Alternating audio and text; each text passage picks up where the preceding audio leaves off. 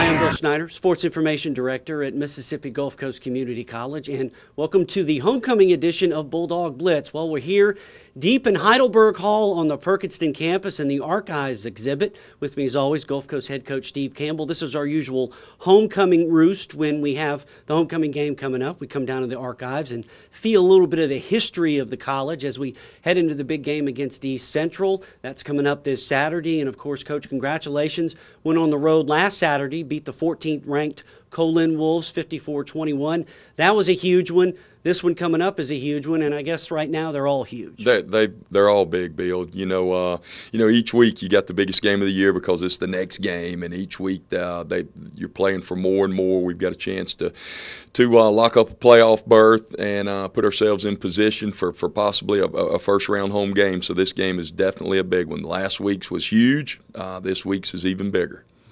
And went on the road to take on Co-Lin, a hostile environment, and we're seeing the way the guys have been playing. We're going to take a look at the highlights in a few minutes, but it really seems like the tempo each week goes up and the intensity seems to be going up. That's got to make you feel good knowing these guys, maybe starting to peak when you want them to. Right. Bill, we've got a very young football team. This year I guess on our roster preseason we had 39 freshmen and 16 sophomores. So, we started off fast, and then we hit a little lull there. I guess weeks maybe 3, 4, and 5 didn't play quite as well as what we would have wanted to have played. But now we've really kicked it into gear, and the guys are playing better. We're playing a lot of young guys, and they're learning the schemes on both sides of the football, and we're getting more and more guys involved as they learn their positions and learn what we're asking of them, and the guys are definitely responding, playing really well, and executed this past week, and hopefully we can keep that going into this weekend. Mm-hmm. This weekend, of course, the regular season finale, but it's also our homecoming game, so you throw all that in there, and as Coach said, trying to lock up a postseason berth for the 6th year in a row. So how do you wade through all that? You've done it before here at Gulf Coast. We've been in this position before, but how do you keep the guys focused? Hey, never mind, what's going on around you. Let's get out on the field and take care of business. Well, the biggest thing is the preparation. You got to make sure that we prepare each week, and we try to stay in as close to the same routine as we can each week. We go over our normal down and distance stuff on Tuesday, and then on Wednesdays is our normal passing yardage stuff, and then on Thursdays we'll do red zone and third down today. So you have to prepare, and hopefully each week if you have good preparation, then you wind up playing well in the games, and that's been what has worked for us over the years and through this year. The weeks that we've had really good practices, we played really well. And, last week against Co-Lin, we had a real good week of preparation, and I went out and played well on Saturday. And that's what we need to do this week with the distractions and things of that nature. Homecoming's, for the whole college. It's for the alumni, for everybody that's involved now. But the biggest part of homecoming, if you're a football player, is the football game. So we can't lose focus of that. And that needs to be our number one focus is getting ready for this football game. I guess there's a lot of big football games in Mississippi this week. Mississippi State plays Alabama. I don't know who Ole Miss plays, but I'm sure there's not a bigger game in the state of Mississippi at any institution than this week's when you've got Gulf Coast against East Central. And that's what we tell our guys. And El Toro Freeman came back. He came and saw us Sunday. He was in town for he and Akeem Simmons, 2 members of our 07 national championship team. They big buddies. They still stay in touch. They had gone to the Southern Miss homecoming, I guess, the week before, and they were coming back through on Sunday. And and they were saying, Coach, just how big and how much fun they had here at Perk. And El Toro said, Coach, I played with Cam Newton, played against Oregon in the BCS national championship game.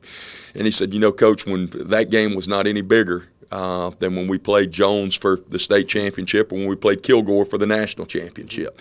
So, we've got a lot of things going on with homecoming, with the different activities that are going on. But the biggest game, and what we're telling, the biggest game in America is this week in Perkinston, Mississippi, and so we got to prepare for it. Exactly, and we'll be talking more about that game here in a few minutes, the X's and O's, if you will, on Gulf Coast and East Central. Coming up after the break, we'll take a look at the big win over Co-Lin. Heading into the break, speaking of homecoming, we'll take a look at this year's Athletic Hall of Fame honorees. You're watching Bulldog Blitz here on WLOX.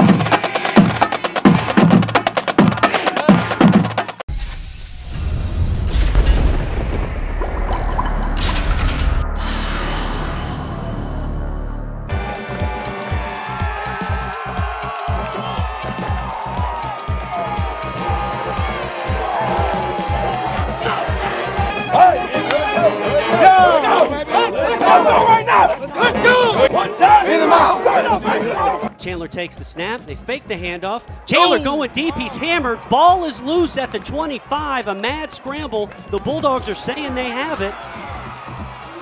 Coming in motion is Jojo Snell on the speed sweep. Snell tries to cut it inside, trying to find some room. Now he goes back the other way. Good pursuit, but now Snell's loose at the 50 and run out of bounds over at the 40-yard line of Co-Lin. Well, you don't like it right, just go the other way. He picked up a block by Williams over there across the way after he reversed field. You know, he's done that all year long. In the pistol, fakes it, now keeps it himself. Looked like it might have been a broken play, but it doesn't matter. Hatton keeps it himself. Touchdown Bulldogs. It just opened up right up the middle. 4 wideouts to the left. They throw it out to DeQuille on the screen. Williams to the 45. First down and more. Across the 30. Cuts it back to the 20. He may go to the 15 and drag down at the 11. Now on the option, it's Hatton. Hatton may score his second rushing touchdown, but he's brought down at the 1. 2 superbacks to the left. Dietrich Goff in the game at running back, and the give is to Goff.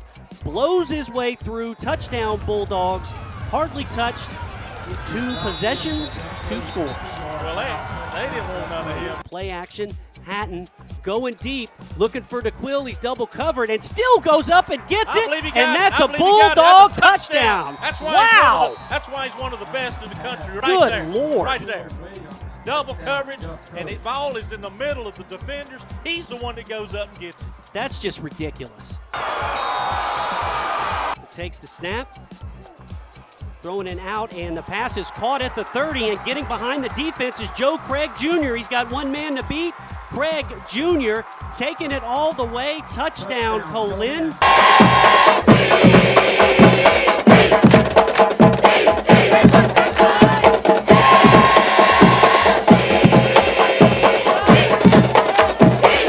Rogers takes the snap to his right, pass is caught, and then just lit up is Anderson by Josh Keys. Josh Keys says, welcome to the pack. Now Nolan Long having trouble, hammered in the backfield. It's picked up by Trey Wofford, and that is a touchdown because it was a fumble. So a huge special teams play for the Bulldogs.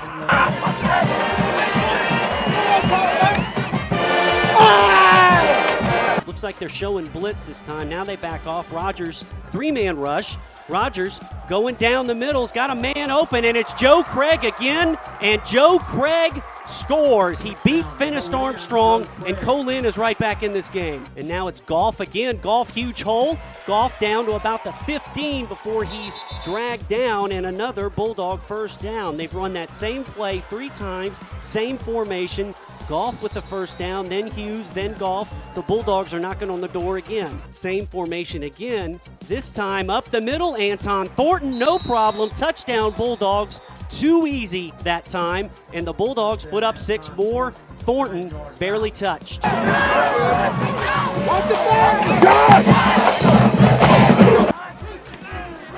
Darius Guy back in the game and is dragged down from behind, and Travis Taylor, again, same running formation that worked late in the first half. Goff breaks it off left tackle. Goff's in the open to the 40, to the 30.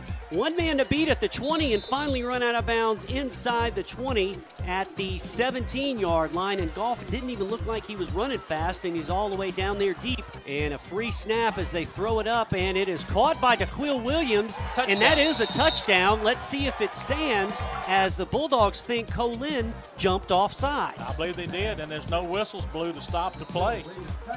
It is a Bulldog touchdown, so another touchdown pass to DeQuil Williams. Chandler Rogers on his 30, fakes it, now rolls out, sets up a delayed screen. And Darius Guy, hello, Josh Keys. Pick up your chin strap at the airport. Wow. Oh, man. Josh just lit him up. Now Hatton going deep. It's Tyrone Williams, pitch and catch for 6 more. Touchdown Bulldogs. They're pouring it on the Wolves. I don't know how double coverage, how he gets behind double coverage like that, but he was so wide open. Rogers takes the snap, play action, got time. Now he's in trouble, and he goes down. Leading the way, Deshae Williams, assuming they finish this game. Oh, Rogers is absolutely lit up. Nigel Green, Dawson Wells, and Brandon Keel had a Chandler Rogers sandwich, and that one was served cold. Now the stretch play. Jojo Snell gets the corner. Jojo hurdles his way inside the 10 and out of bounds. Now it's Goff, no problem. Down to the goal line, and they didn't call it, did they? Yeah, that one over there. Okay, so I saw 2 that didn't. Okay, Goff's in again, another touchdown, and 6 more for Gulf Coast. Hi, I'm Molly Barger. As a former member of Phi Theta Kappa and currently the recruitment team leader at Mississippi Gulf Coast Community College, I invite you to join us on October 27th as we celebrate our 2012 homecoming. We will recognize all former Phi Theta Kappa members at a breakfast reception at Liaison and at the chapel service. You may register for homecoming activities at www.mgccc.edu. I look forward to seeing you on October 27th.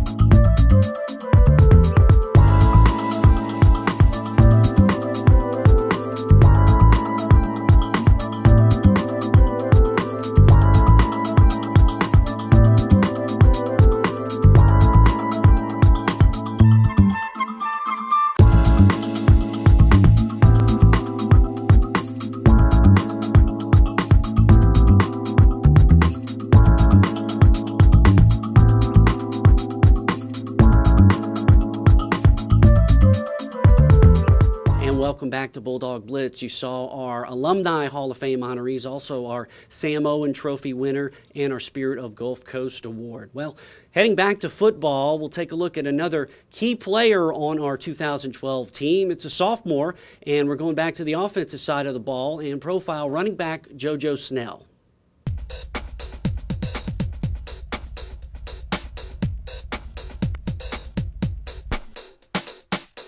Out of high school, I went to a school called Lincoln University, and then I came from there. I transferred from there over here the following year, and I redshirted, and then I got all my training and stuff done.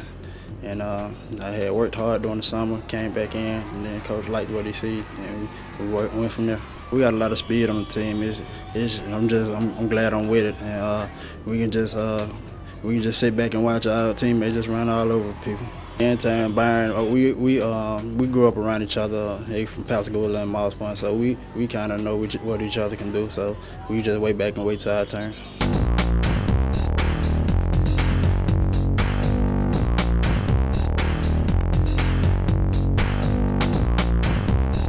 That sweet play where you can kind of get the edge, is that one of your favorites? Yeah, it's one of my favorites. I can't too many people touch me.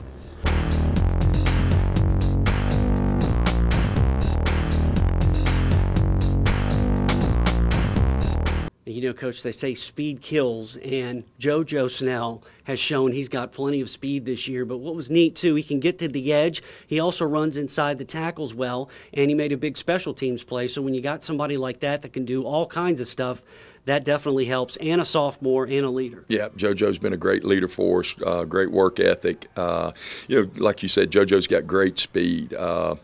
That's something that's hard to coach. You can develop speed, but a lot of times you've either got a certain amount of it or you don't. And JoJo definitely possesses a tremendous amount of speed and has played really well. Anytime we get the ball in his hands, you know, JoJo's got a chance to take it to the house and does a great job covering kicks.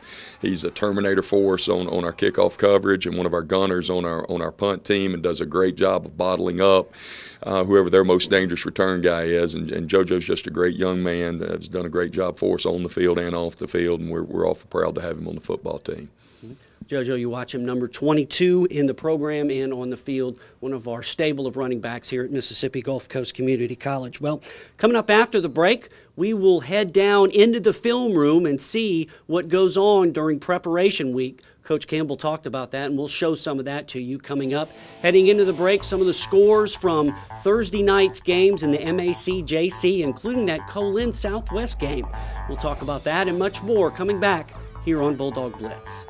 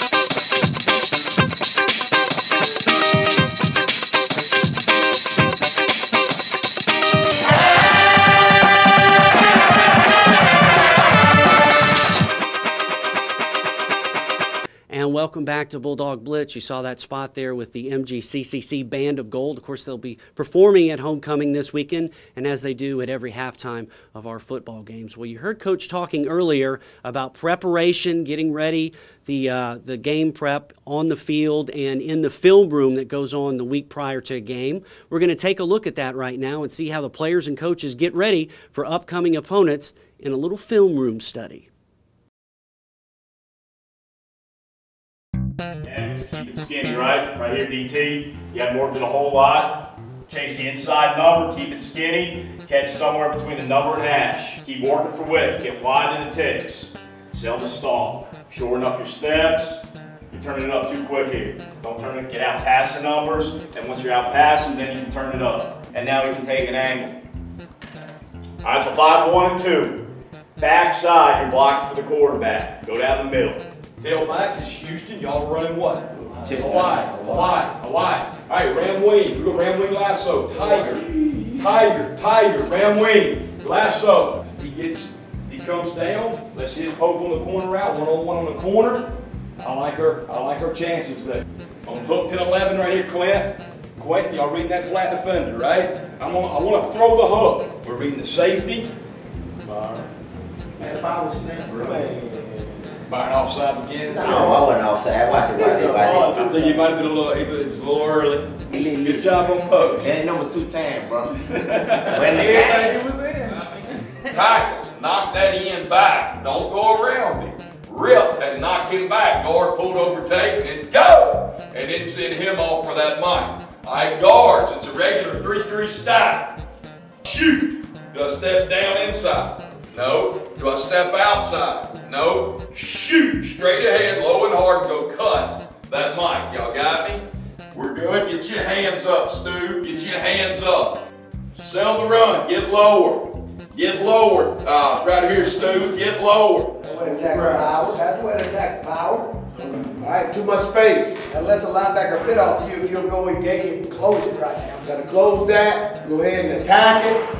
Bam. Go and attack it right now. It's short yardage. Yeah. That's short yardage mentality. Think I'm gonna go get it. Gotta go get him, man. Go get him. Downhill, go get him. You're waiting too late, CJ. Downhill. Can't wait. Short yardage. Trying to get the first down. All right, did you flip that over there? All right, that's fine. We got no problem with that. That's good. We gotta listen, and if you hear it, you let the D-line know it.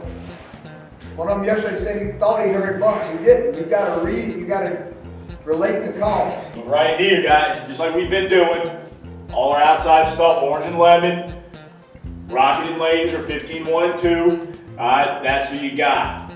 Read it. If he wants to play in favor of the tight end side, then we got Vermont backside built in, basically. That dog is out over the inside receiver. If it's cover 4, they'll take that dog that they're saying we're going to go ahead and bring him in and play the run. Don't run. All right, we got this guy on the point. Right there, that guy, right? There he is. All right, this guy runs the clear. Here comes number 2 running out.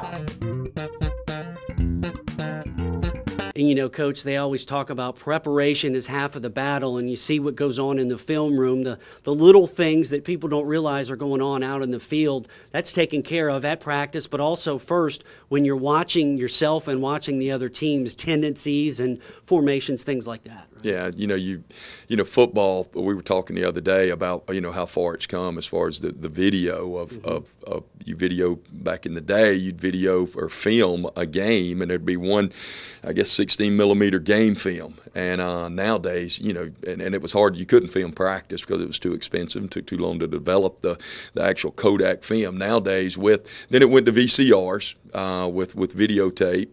Now it's gone. Everything's computerized, so you can actually video every drill at practice. You video all of your practices. You video the games. Then you break all that stuff down. So much more technology involved now, which helps develop better football players. You'll hear people talk about the players are so much bigger, faster, and stronger now. So not only have we come a long way in nutrition, weight room, things such of that nature, but also as far as technique development, being able to study your opponents and finding out if they line up inside, they're going to play this way. If they're 6 inches outside, they're going to play this way. If the guy's on the hash, he's going to do this. If he's outside the hash, he's going to do that. So we've come a long way in football technology, not only with nutrition and weight room, but with what you can do as far as studying yourself and studying your opponents. And that's a big part of what we do as coaches. A lot of times, I don't know, during the off season they'll say, "Well, football season's over, Coach. What do you? I guess y'all got a lot of time off, but over these next 8 months." Well, not really. That's when you go and you do a lot of self scouting. You go and you visit and you learn from other programs that maybe you like what they do offensively or defensively, and really develop your schemes and techniques. And so football's come a long way, and we're blessed to have good video equipment here, and all the most modern technology. So it helps in our preparation, definitely. Helps me too when I'm going back critiquing my Bulldog Blitz performance. You got to find the tendencies. If I line up over here, I'm out of the camera. I know, it all plays hand in hand, and that's always neat to look inside and see what's going on there. Well, coming up after the break, we'll talk more about this Saturday's homecoming game against East Central. Heading into the break, we'll take a look at this week's NJCAA Top 10 poll. The Bulldogs move up to number 9 after last week's win over Co-Lin. You're watching Bulldog Blitz here on WLOX.